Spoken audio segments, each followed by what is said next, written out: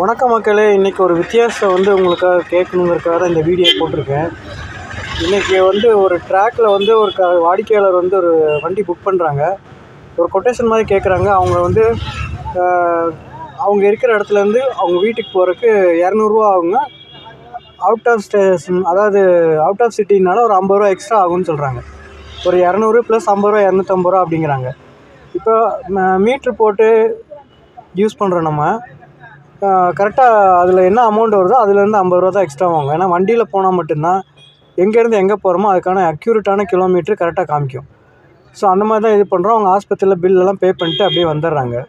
இவங்க என்ன சொல்கிறாங்கன்னா, ஆஃபீஸில் நாங்கள் புக் பண்ணும்போது 200 ரூபா தான் சொல்கிறாங்க, அவுட் ஆஃப் சிட்டினால 50 ரூபா எக்ஸ்ட்ரா 250 ரூபா அதான் சொன்னாங்கன்னு சொல்லிட்டு எங்ககிட்ட ஆர்கியூமெண்ட்டு. அப்புறம் ஆஃபீஸில் ஃபோன் பண்ணி அவங்களே பேச சொன்னதுக்கு அதுக்கப்புறம் அவங்களா பார்த்துட்டு சொல்லவும் சரின்னு சொல்லிட்டாங்க.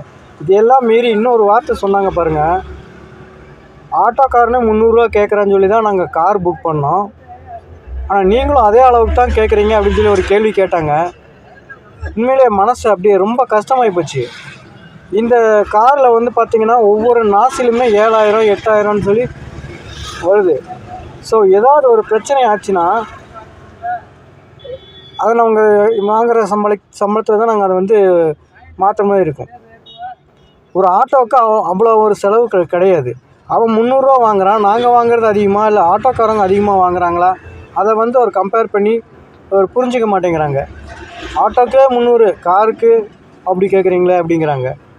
இது எந்த விதத்தில் நியாயம்னு எனக்கே ஒன்றும் புரியல. மக்கள் எப்படி நினச்சிட்ருக்காங்க? காருன்னா என்ன ரொம்ப சீப்பாகிடுச்சா இல்லை என்ன? ஒன்றுமே புரியல. ஏசி வேணால் ஏசி போட்டுக்கிறாங்க, அதுக்கான ஆப்ஷன் இருக்குது காரில். ஆட்டோவில் அது கிடையாது, தூசியில் தான் போகணும். ஆனால் அவங்க வாங்கிறது அவங்க குறைச்சி ஓட்டணுமா இல்லை நாங்கள் அதிகமாக வாங்கணுமா? இது என்ன ஒரு பயங்கரமான ஒரு கன்ஃபியூஷனான ஒரு சூழ்நிலை. இந்த கஸ்டமருக்கெல்லாம் வந்து எப்படி புரிய வைக்கிறது தெரியல. கொஞ்சம் உங்களுக்கு தெரிஞ்ச வரைக்கும் இந்த வீடியோ ஷேர் பண்ணுங்கள். இது பார்த்தா கொஞ்சம் புரிஞ்சுக்கிறாங்களா என்னென்னு பார்ப்போம். காரும் வந்து ஆட்டோவோட கம்மியாக தான் ஆட்டோ லெவலுக்கு கூட கம்மி தான் ஆனாங்க, ஆனால் அதுக்கே வந்து இது அதிகங்கிறாங்க. அப்போ ஆட்டோ 300 ரூபா கேட்டால் கொடுத்துட்றாங்க.